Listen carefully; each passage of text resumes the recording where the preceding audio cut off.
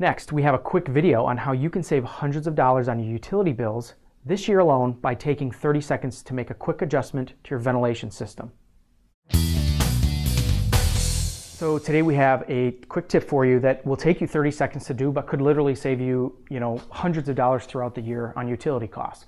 So we're looking at our furnace, and what we have is we have two ducts that are coming out of the furnace. These are the main plenums that are coming out. One feeds the main level and our basement, and in this case we're in a two-story, so it feeds the second level. So what this does is we have controls in here as to how much air can flow through to each level. And for different times of the year, we want to change that. Now, when you go down to your basement, some of you are going to have these same types of controls. These are the manual controls, but others might have what we call an electronic dampener, where there's a black box on the outside. You don't need to do anything to those. Your furnace will do it automatically. But for the rest of us that have the manual controls, we have to change that every spring and every fall. So we're coming into the spring. Right now, this is set up for the winter. And by that I mean we have all the hot air going to the main level in the basement. This is open full blast. And this is shut down almost to close off completely to the upper level. The reason is in the wintertime it's cold. We want hot air to go to the main level in the basement, and it will naturally rise to the second level. Where if we had all the hot air going to the second level, the basement and main level would be very cool, and all that hot air would be trying to pump up the whole house with hot air and only hitting that second level. So what we need to do is switch this. Now that we're going into summertime, we're going to be using the AC. We need to change this so that the main level is getting less cold air.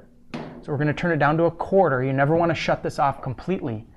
And then the upper level, we're going to change to full blast open. So again, what we have now is cold air going through the ductwork, and most of it's going to the second level. And naturally that cold air is falling, and we'll eventually hit the main level and the lower level.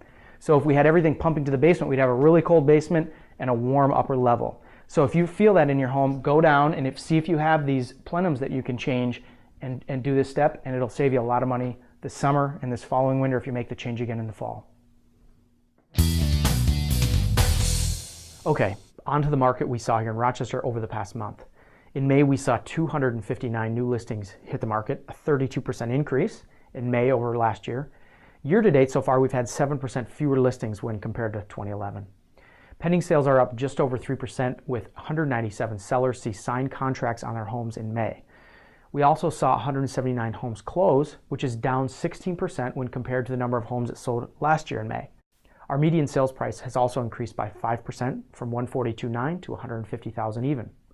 Our average days on market in May decreased dramatically from 142 days on average in May of 2011 to just 94 days in 2012. Okay, on to a look at the national level market. The NAR is reporting that pending sales are down from last month. The news media was quick to jump all over the report of decreased pending sales, but they failed to mention they were comparing it to April, the best month we've had in over 2 years. The reality is that May's pending sales are up 14.4% nationally from the same month last year. Here's a graph of pending sales over the past 2 years. It's needless to say the news media didn't show this graph, but to me it looks like a recovering market. Well, before I let you go, we have some other local real estate news that you need to know about. The Southeast Minnesota Association of Realtors has just released the year-to-date market share report, and I'm happy to announce that RE/MAX Results of Rochester continues to dominate with just under 25% of the market in closed sales here in Rochester. The next closest is Edina Realty with 19.6%. Speaking of Edina Realty, some really big news to announce for anyone considering selling a home with a company with the red signs. As you all know, my team and I pride ourselves on the internet marketing that we do to promote our listings and our company. The Handy Andy Realtor team has become this area's leading real estate internet marketing team.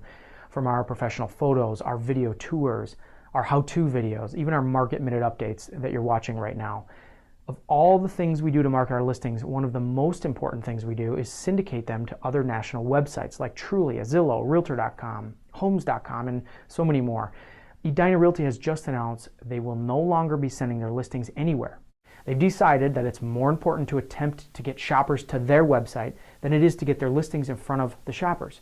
They're using their listings as a pawn to boost traffic to their website.